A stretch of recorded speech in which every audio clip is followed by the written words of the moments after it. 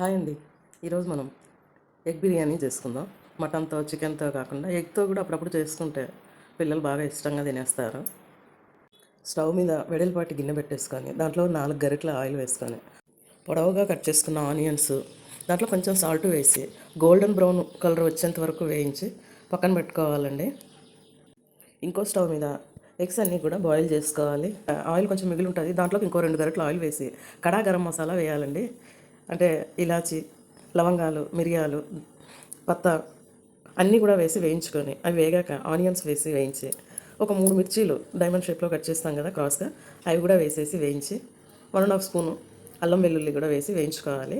తర్వాత 1½ స్పూను అంటే మీకు ఎక్కువ కారం అయితే ఎక్కువ వేసుకోండి కారపొడి, 1 స్పూన్ ధనియా పొడి, 1 spoon garam masala, 1 spoon chicken masala కూడా వేసి అన్నిటిని బాగా వేయించుకోవాలి. తర్వాత కొత్తిమీర కూడా వేసి వేయించుకోవాలండి. దీని ఫ్లేవర్ రుచి కూడా బాగుంటుంది గ్రేవీలో. పేస్ట్ చేసి పెట్టుకున్నాం కదండి టమాటాలు, జీడిపప్పు, అది కూడా వేసేసుకోండి. జీడిపప్పు ఆప్షనల్, మీ దగ్గర ఉంటే వేసుకోండి, కానీ జీడిపప్పు వేస్తే దాని రుచి ఇంకొంచెం పెరుగుతుందనమాట. వేసుకోండి. మనము బాయిల్ చేసి పెట్టుకున్న ఎగ్స్ కూడా వేయాలి. ఎగ్స్ని ఇలా డైరెక్ట్గా కాకుండా ఒక 2 స్పూన్ల ఆయిల్లో షాలో ఫ్రై చేసి తర్వాత వేసుకోండి, బాగుంటాయి. అన్నీ హాఫ్గా కట్ చేసుకోండి, బాగుంటుంది.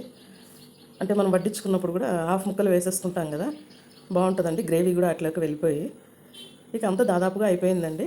మనం ముందుగా ఆనియన్స్ రోస్ట్ చేసి పెట్టుకున్నాం కదా, డీప్ ఫ్రై చేసి పెట్టుకున్నాం కదా, వాటిని వేసేసి తర్వాత ఇంకొక లేయర్ రైస్ వేసుకోవాలండి. రైస్ పైన అప్పటికప్పుడు తయారు చేసుకున్న గరం మసాలా పౌడర్ వేయండి. గరం మసాలా దినుసులన్నిటిని డ్రై రోస్ట్ చేసి పొడి చేసుకోండి. ఆ పొడినే ఈ రైస్ పైన వేసుకోండి. ఆరెంజ్ కలరు, ఒక దాంట్లో ఎల్లో కలరు వేసి దాంట్లో పాలు వేసి పెట్టేసుకోండి. ఇలా అంతా ఈ రైస్ పైన స్ప్రింకిల్ చేసేసి అంతా ఈవెన్గా వేసేయాలండి. ఇక దానిపైన వచ్చేసి ఆనియన్స్ వేసేసి తర్వాత పుదీనా, కొత్తిమీర 2 మిక్స్ చేసిన దాన్ని కూడా వేసేయాలండి.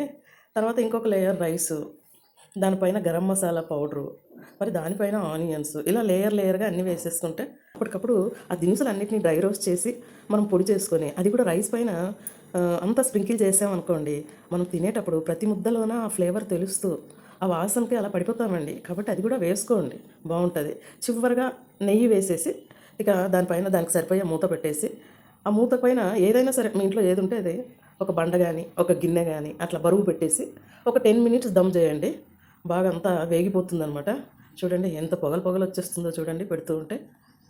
కానీ ఇది స్టవ్ పైన డైరెక్ట్గా పెట్టకండి. మనము చపాతీలు చేసే పెనం పైన ఈ గిన్నెను పెట్టండి. మనం అంతా ప్రిపేర్ చేసాం కదా, ఆ గిన్నెని ఆ పెనం పైన పెట్టి ఒక 10 మినిట్స్ తర్వాత తీసి చూడండి, ఇలా రెడీ అయిపోతుంది మన బిర్యానీ. అందరూ ఎగ్ బిర్యానీ చేసేసుకొని ఎంజాయ్ చేయండి.